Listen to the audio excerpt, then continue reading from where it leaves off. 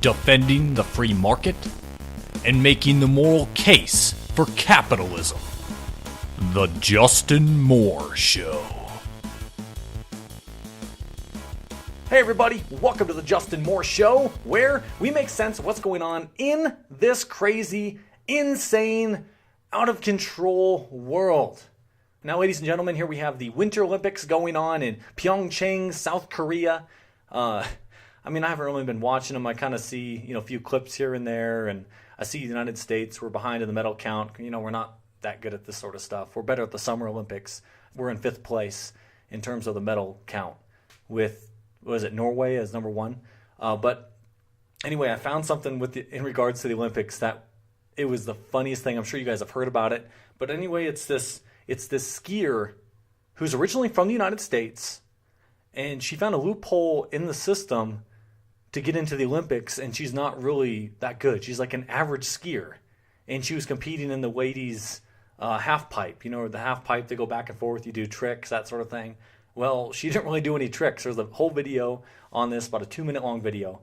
Well, what she did, she didn't represent the United States. She was representing Hungary. So I guess that's one part of the story. I'm not really sure. Is she like a Hungarian citizen or what the heck happened there? But she is representing Hungary, even though she's originally from California. And basically this lady, she went around to all these competitions, and there's like a rule. You have to have so many top 30 finishes in these different events. And so she went and she traveled around. She caught all these events where there was, basically less than 30 competitors. And because she's just an average skier, well, she was able to get into the Olympics because she had these top 30 finishes. Well, if you only have, 28 people competing, the worst you get is 28th place. Well, that's still top 30. And she managed to get basically 13 top 30 finishes, and that allowed her to make it to the Olympics. And so this lady, you see her on the half pipe, there's probably the first 3 times she's going up at the top of the half pipe, she catches probably like a foot of air and just kind of comes down. Then the rest of the way, it just looks like some beginner skier going back and forth, It's like me skiing. I haven't skied in several years, but that's about how I would do, And here she is, it takes a lot of balls to do something like that. And actually just kind of reading up on this lady a little bit, she was working 18 to 20-hour days to pay for her trips to all these different countries for these competitions, because she really wanted to make it to the Olympics. And I saw some quote from the press, or basically she did this. Yeah, she knows she's not that good, but she wants to get more awareness. She wants more women competing in the ladies half pipe competition. And so she's trying to get that awareness, or that's what she says at least. But I know when you're not that good and you're going up against the best people in the world, and you can't do any tricks. Okay, at the very end of her run, she did go backwards. But and then you just go compare that video, then go watch people who actually know what they're doing. They're doing 720, flips in the air, that sort of stuff. And she just, back and forth, just kind of at least staying on her feet. But I guess if someone really biffed it, I guess she could beat them. But she ended up taking last place. So I thought that was kind of interesting. And heck, you know what? There's a lot of people giving her crap. I think it's great. Whatever. You got the balls to do something like that. I think that's awesome, because most people could never do that. And I also found this interesting. And also, guys, before I jump into what I really want to focus on today's podcast, I just saw this headline. It's like, you got to be kidding me. But actually, none of us should be surprised in this crazy, insane, out of control world where one of these ladies, these congresswomen, assembly ladies from California, she's part of the, the hashtag Me Too movement, which are the people who are saying that they've been sexually assaulted by, men and women in the workplace, people having these sexual advances on them, putting them in these positions where these men are in these powerful positions, that sort of thing.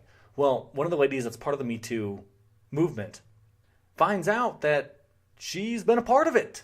This lady congressman apparently groping 2 men who worked for her. Talk about the hypocrisy. I saw this one guy being interviewed about this. He kind of felt uncomfortable and she grabbed his butt.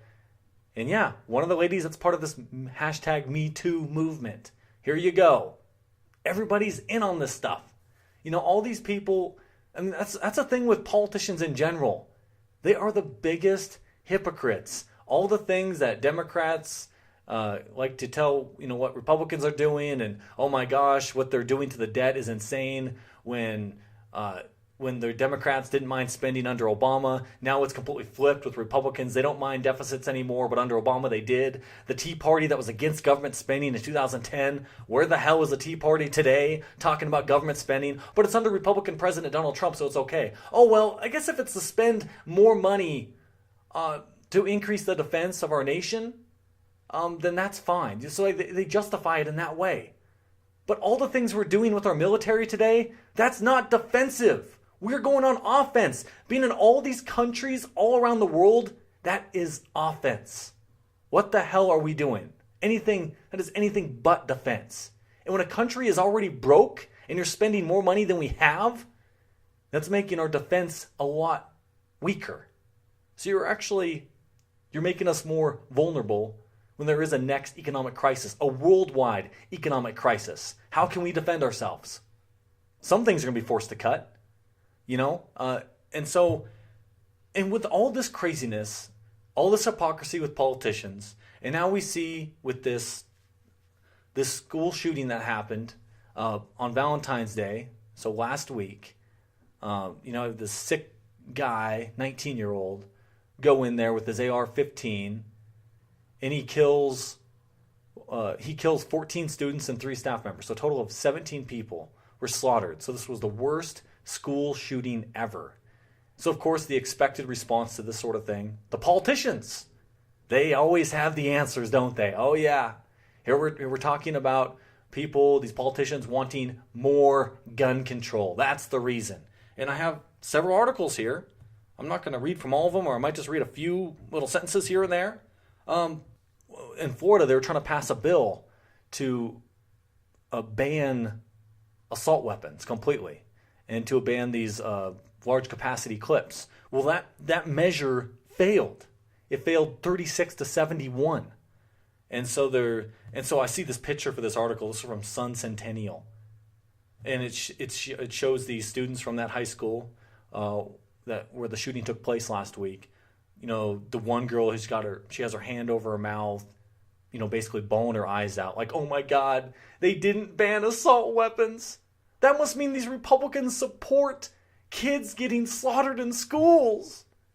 So it's this typical response, and this stuff it's irritating as hell because it's always the same stuff, and there's no logic. Everything is pushed by emotion, and gosh dang, why can't people just open up, take off the blinders?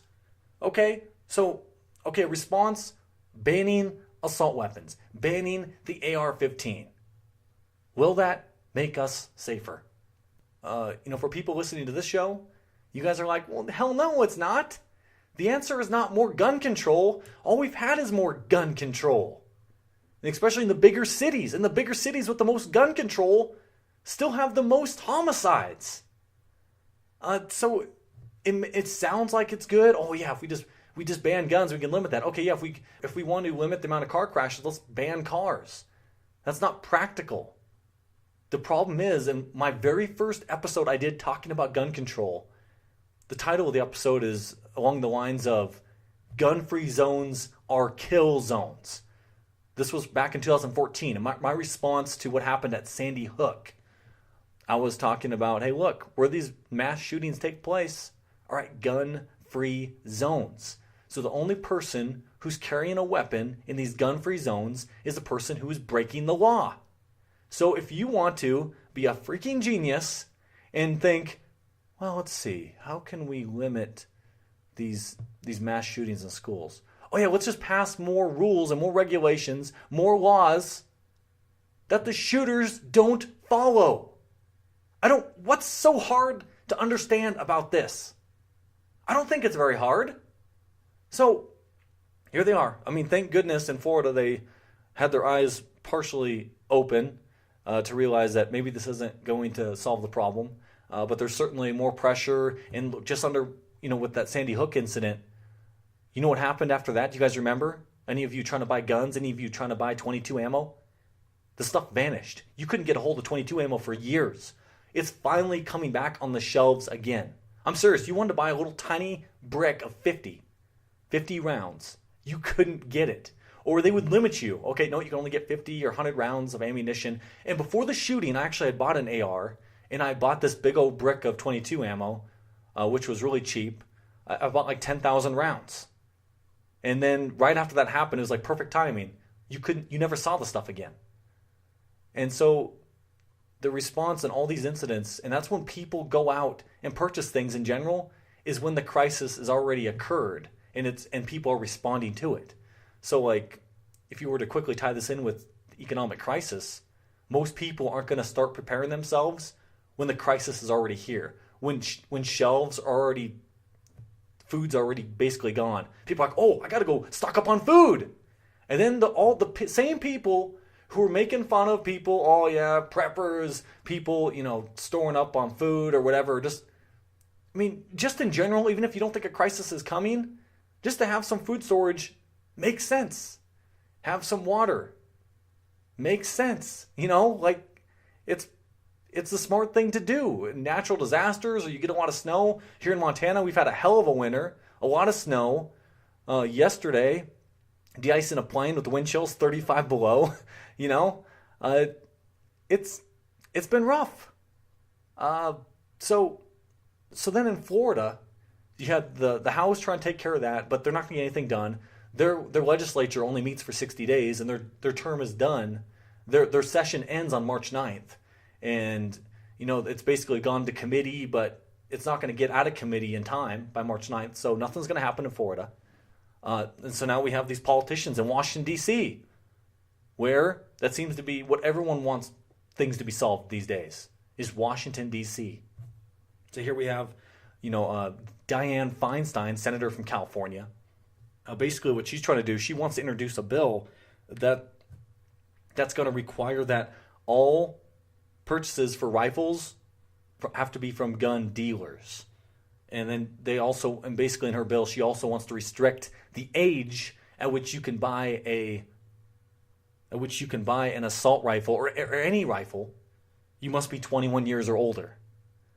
And this is the sick part about all this stuff. Here's the government stepping in. They want to, let's just raise the age that people can purchase the weapons. Well, do these guys have a short-term memory? The kid that went and shot up the school, was it kindergarten or first grade at Sandy Hook? That guy got an AR-15. He broke in. He killed his mom. He stole her rifle. So you can pass all this mental illness BS. You can pass all these, let's limit the age at which you can buy any rifle. So right now, you have to be 21 years of age to buy a handgun. But at 18, you can purchase a rifle. So they want to make it 21 for essentially all guns. And so thinking this is going to somehow solve the problem. No, the killers steal the weapons. And here's Feinstein thinking she's stumbled upon genius, which she's anything but genius. So with this bill, I should make sure I'm clear here. So I guess it's not all guns, all rifles that they want to limit the age restriction to 21. It's for assault rifles, anyone buying an AR-15. But AR-15s, they're fun for shooting, target shooting, or you can use them for hunting. Like prairie dogs, that is a great gun for prairie dogs. Or you're down in the south, you're taking out wild hogs. An AR-15 is a good rifle to have for that. But no, these politicians, and that's one thing that Ryan McMakin at Mises.org, I've seen consistent through all of his pieces that he writes. And he points out, and I completely agree with this, the general principle that he talks about in all these pieces is that things are better when they're closer to the people, when things are more localized. So here we have D.C. trying to respond to a crisis that occurred in Florida. Okay, maybe if some state wants to limit the age at which people buy a gun, or they want to limit the age at which people have a car. Okay, fine. If that state wants to do that, let them. I don't want to be there. I don't want to live there. You look at a state like Montana, where I'm at, having kids starting to drive younger is more ideal. Things are more spread out here. You can't just hop on a train and go to school, or the public transportation here isn't exactly like the big cities. When I was in Singapore, I could take trains, I could get all over the city. They don't got that in Montana. You need to have a car. And so the situation is so much different wherever you live, or hunting is a lot more a way of life in Montana than people in these bigger cities. So why does the federal government want to make a law that everybody in the United States has to live by? That's idiotic. Let us decide how we want to live. And then those politicians who think these regulations are the right way to go about, well then, say if they're not the right solution, then they have to answer to their constituents, who they probably know or they'll probably hear from, because local politicians are a lot closer to the people. How often do you get to talk to your U.S. Senator? Most of you probably have never met your U.S. Senator or Congressman. I mean, in Montana, we only have one congressman. Okay, a lot of you, maybe you have met your congressman.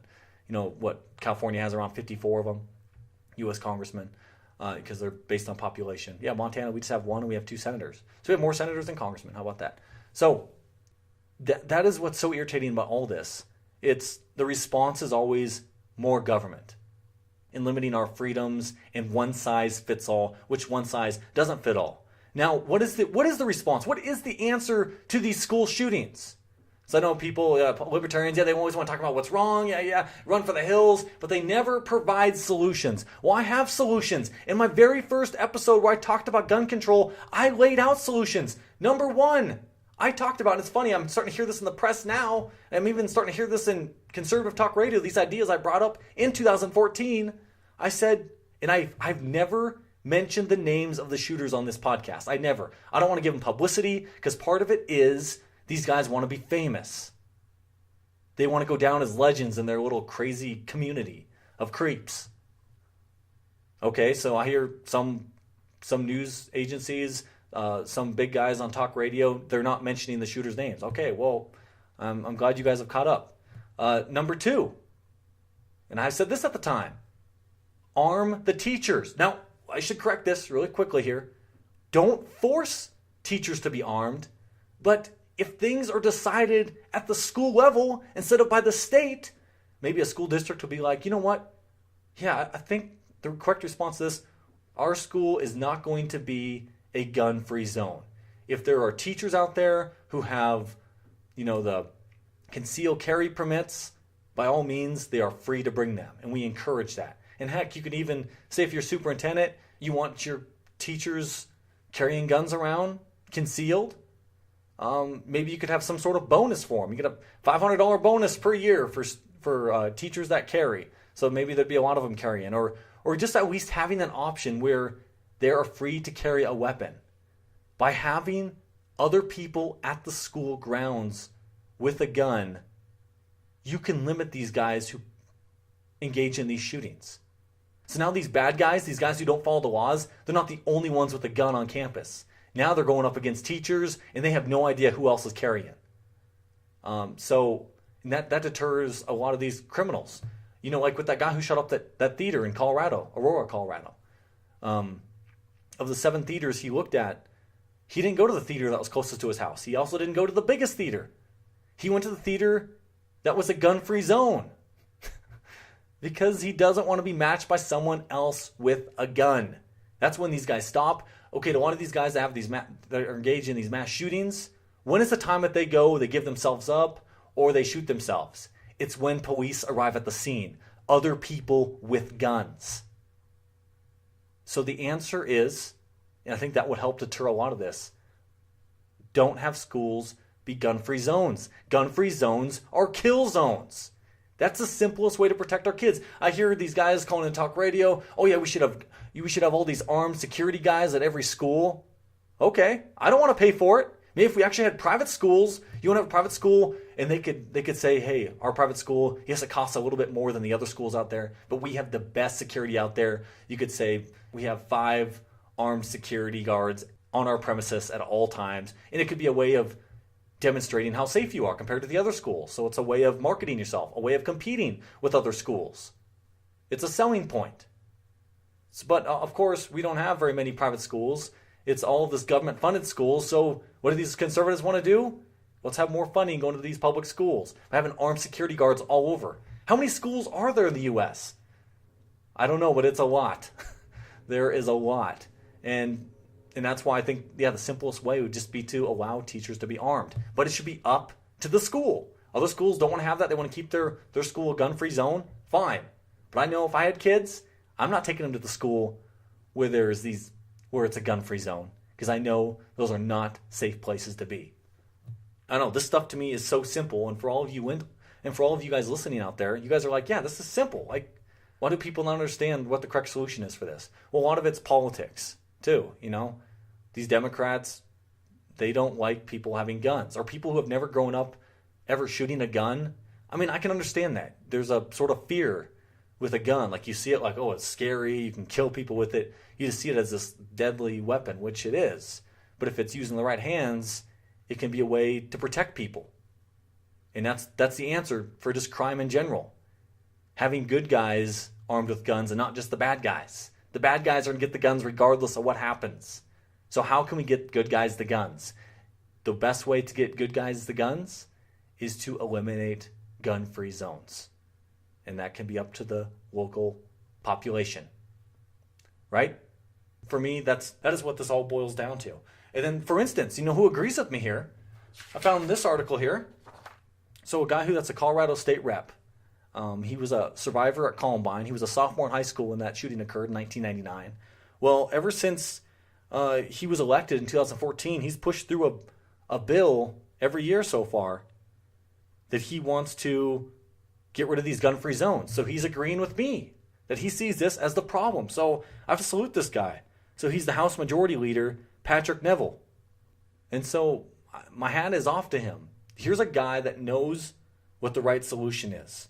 Because, if you look at under Colorado law right now, you have concealed carry permit holders. They can bring firearms onto school property, but they can't bring them into school. So what's the point of that? Okay, you can leave it in your car. Well, my mom and dad were going to school at a rural school here in Montana. Everybody had their hunting rifles in the back windows of their trucks. That was only one generation ago that was commonplace. And there was no big fear. Oh my gosh, that guy's got a gun in the back of his truck. I'm scared. What's he going to do with it? Oh, he did nothing with it. Oh my gosh, Justin, he owns 2 AR-15s. What's he going to do? How many people has he killed? I've killed no one. Seriously, I'm just sick of people falling in line that it's all this bumper sticker crap and people don't think through the issues. It's just frustrating to hear it. The same stuff. You can just pull up, okay, they're slightly different news stories. The characters in the news stories are different. Some minor details are different. But the overall stories, they're the same. Things just repeat. Politicians respond with the same crap. Gosh dang. Seriously, people out there, besides you guys listening, you're other people out there. Wake the hell up.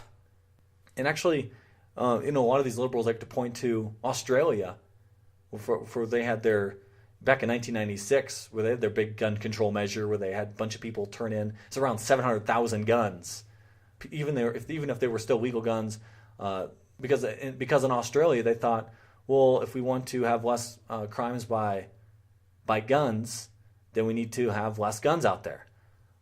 So then the liberals argue, well, homicide rates in Australia are at 25-year lows. So they like to argue all that stuff. But you look at the numbers from year to year, especially, they haven't changed all that much. It's like within the margin of error pretty much how much they've gone down. Well, heck, in the United States, our homicide rates have gone down. They're not as bad as they were, say, in the 20s or 30s. But you could say, okay, maybe mass killings have gone up. But yeah, and these mass killings keep happening in gun-free zones where there is gun control. And there's more guns out there right now than there were back in the 20s and 30s. And what a statistic that Ryan McMakin brought up in his piece here, he said basically your lifelong probability of being involved in a homicide, dying by a gun, is 1 in 110,000, which is the same chance of dying from a dog attack or illegal execution. That's what he has in his piece, and he's quoting this from a Healthline Notes. So these politicians out there, they have an agenda. Any sort of news story that they can use to promote their agenda, they're going to do it. This is what happens in the news all the time. That's what politicians do. And then the people who are the partisans out there, whether they're Republican, whether they're Democrat, they use those news stories to promote that agenda and to hopefully, and what we've seen, doesn't matter what the party is, both parties are increasing the size of government. There is no party out there that's trying to shrink the size of government. The Libertarian Party, they're minuscule, little 3%, But I have to applaud what Rand Paul's doing out there, and I do see what he's doing. He's pulling himself away from the Republican Party. I think Rand Paul has learned his lessons from what happened with his presidential run, his failed presidential run. Yeah, he's pulling himself away from the Republican Party. He's endorsing his own candidates. It's just, he's becoming his own party essentially. So I like what he's doing out there. I'm going to keep an eye on Rand Paul. Rand Paul was the guy who I supported in the Republican primary 2016. Unfortunately, that didn't happen. There's a lot of people who were criticizing him too. Oh my gosh, Rand Paul. He's nothing like his dad. He's an embarrassment. I said at the time, Rand Paul was more like his dad than he is willing to admit. At least at that time, he's willing to admit. But I think now he's admitting that more and more and more. Rand Paul is really a spitting image of his dad. He's just doing it in his own way, and he is slightly a little bit more political about it, trying to be a little more schemey like. So I'm pushing for Rand Paul, and I'm hoping he can do some big things here, and I hope he runs in 2020. So anyway, guys, it's really sad with what's happened. You see, you send your kid off to school on a Valentine's Day, and you think, oh yeah, you have your kid home for dinner, and then that doesn't happen. It's sad that these families have to go through this. And so I feel for these people, and I want to do anything I can to help prevent anything like this in the future. The solution to this problem, along with almost every other problem we have in society, is get the government the hell out of the way. The unintended consequences of government interfering in the economy, in these issues like gun control, every single one of them cause these problems. And these politicians, you see these Chuck Schumers of the world, these Hillary Clintons, these Bernie Sanders, their solutions, what are they? More gun control, more government intervention. And that makes the problems worse and worse and worse. And that's where we are today, $21 trillion in debt, things getting worse. We've had quite a bit of mass shootings. It is a crazy, insane, out of control world in which we live. And actually, I should tell you guys right before I leave here, I am going on a little trip. I know you guys are like, Justin, Jesus, you're always going on trips. Well, I have to take advantage of the time I have here. It's wintertime. Right when it gets springtime, things are good. I'm going to be out farming. I'm going to be busy as hell. So I have to take advantage of here. So I'm going to Australia. I fly out tomorrow. And so I'll be gone basically a week. So enjoy the tail end there of the Australian summer. See the kangaroos, koalas running around. I've always wanted to go to Australia. Always been on the bucket list. So, I guess, Australia, they don't have, all that gun control. I should be safe, right? I guess I just have to watch out for those killer spiders and snakes and anything else out there. So anyway, guys, I will do an episode when I get back here. It's going to be just beginning of March is when I arrive back. And so I thank you guys for being here. You can catch up on all the episodes. Just go to justinmoreshow.com or spelled MOHR. Anyway, guys, click on my little Amazon link there if you want to help support the show. It costs you nothing extra. I'm sure you guys buy things from Amazon. Please do that. So anyway, guys, I'll talk to you when I get back from the Down Under, and I'm looking forward to it. This is Justin Moore, signing off.